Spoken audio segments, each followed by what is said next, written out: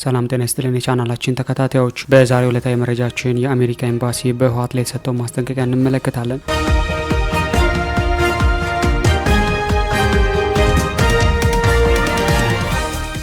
በኢትዮጵያ በሰሜኑ ክፍል ለሁለት ዓመታት ያልተካሄዱ የቆየውን አሰቃቂ እርስ በርስ ጦርነት በዘላቂነት ለመቋጨት የፕሪቶሪያው ሰላም ስምምነት ከተፈረመ ወዲህ የተገኘው ሰላም ተጠናክሮ እንዲቀጥል ዓለም አቀፉ ማህበረሰብ በተደጋጋሚ ጥሪ ሲያቀርብ ቆይቷል። ይሁን እንጂ በቅርብ ጊዜያት በትግራይ ክልል እየታዩ ያሉ የፖለቲካ ውጥረቶችና የሁለት ወገኖች የፌዴራል መንግስትና ህወሓት የቃላት ጦርነት የተገኘውን አንጻራዊ ሰላም አደጋ ላይ ጥሏል የሚል ስጋትን ፈጥሯል። ይህንን ተከትሎ ደግሞ በአዲስ አበባ የሚገኘው የአሜሪካ ኤምባሲ የሰላም ሂደቱን ለማደናቀፍ እየተንቀሳቀሱ ነው ባላቸው አካላት ላይ ጠንከር ያለ ማሳሰቢያ ሰጥቷል። በትግራይ የሰላም ሂደትን እያደናቀፉ ያሉ አካላት ለውይይት ጥረቶች ትብብር እንዲያደርጉ በአዲስ አበባ የአሜሪካ ኤምባሲ ማሳሰቢያ ሰጥቷል። በኢትዮጵያ የአሜሪካ ኤምባሲ የፖለቲካና የሲቪል ማህበረሰብ መሪዎች በፖለቲካ ውይይት ውስጥ መሳተፍና የፕሪቶሪያውን ግጭትን በዘላቂነት የማቆም ስምምነት ሙሉ በሙሉ መተግበር እንዳለባቸው አሳስቧል። ኤምባሲው ባወጣው አጭር መግለጫ የሰላም ሂደቱን በንቃት እያደናቀፉ ያሉ አካላት በአፍሪካ ህብረት ለሚመራ ውይይትን የማበረታታት ጥረቶች በአስቸኳይ መተግበር አለባቸው ነው ያለው። የአሜሪካ ኤምባሲ ይህን መግለጫ ያወጣው ሀገሪቱ በኢትዮጵያ ያለውን ሰላም በማናጋት ውስጥ ተሳታፊ ናቸው ባለቻቸው አክራሪ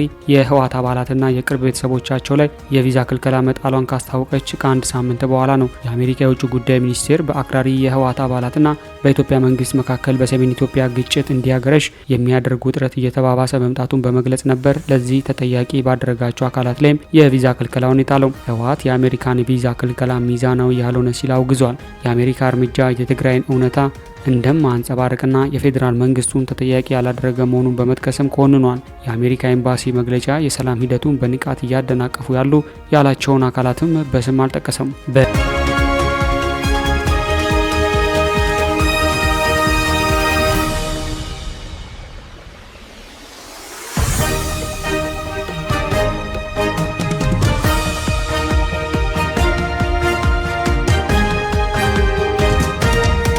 በተለይም ደግሞ ህወሓት በፕሪቶሪያ ስምምነት መሰረት የተቋቋመውን የትግራይ ጊዜ አስተዳደር አፍርሶ ከጦርነቱ በፊት በተመረጠው ምክር ቤት ከተካ በኋላ ከፌዴራል መንግስት ጋር ያለውን ውጥረት እየተባባሰ ቀጥሏል። የክልሉ ምክር ቤት በቅርቡ ያወጣው አስገዳጅ ወታደራዊ አገልግሎትን የያዘው አወዛጋቢ አዋጅ ተግባራዊ እንዲሆንም አዟል። አስገዳጅ ወታደራዊ ምልመላዎችም በሰፊው እየተካሄዱ መሆናቸውን ቢቢሲ ከምንጮቹ አረጋግጧል። ከፍተኛ የኢትዮጵያ ባለስልጣናት አቶ ጌታቸውና ሬድዋን ሁሴን ህወሓት በጥቂት ቀናት ውስጥ ጦርነት ለመክፈት እየተዘጋጀ ነው ሲሉ በቅርቡ ከሰው ነበረ።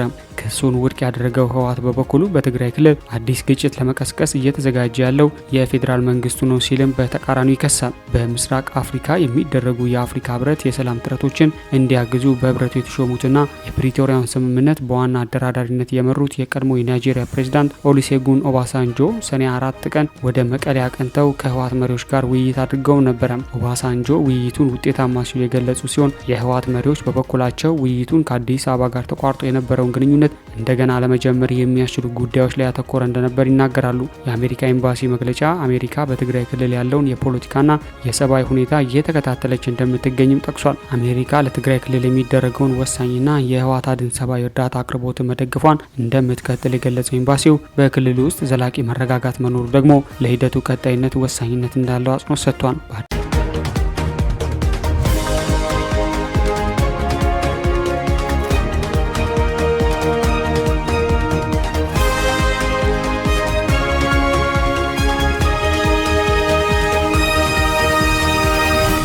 አዲስ አበባ የሚገኘው የአሜሪካ ኤምባሲ ባለስልጣናት ወደፊት በትግራይ በሚያደርጉ ጉብኝት ከክልሉ መሪዎችና የሰብአዊ እርዳታ አስፈጻሚዎች ጋር እንደሚነጋገሩ በመግለጫው ተመላክቷል። ጉብኝቱ የሚደረግበት ትክክለኛ ጊዜ አልተጠቀሰም። የአሜሪካ ኤምባሲ በሰላም ሂደቱ ላይ እየታየ ያለውን ስጋት በማጉላት የሰጠው ይህ ወቅታዊ ማሳሰቢያ የፕሪቶሪያውን ስምምነት ሙሉ በሙሉ የመተግበርን አስፈላጊነት እንደገና ማስታውሷል። ምንም እንኳን በሁለቱ ወገኖች መካከል ያለው የጥርጣሬ መጋረጃና የፖለቲካ ሽኩቻ መፍትሄ ያላገኘ ቢመስልም የቀድሞ የናይጄሪያ ፕሬዝዳንት ኦሉሴጉን ኦባሳንጆ ወደ መቀሌ በማቅናት የጀመሩት የግንኙነት ጥረት ለዘላቂ ሰላም የመጨረሻው የይዘት ነጥብ ሆኖ ቀጥሏል።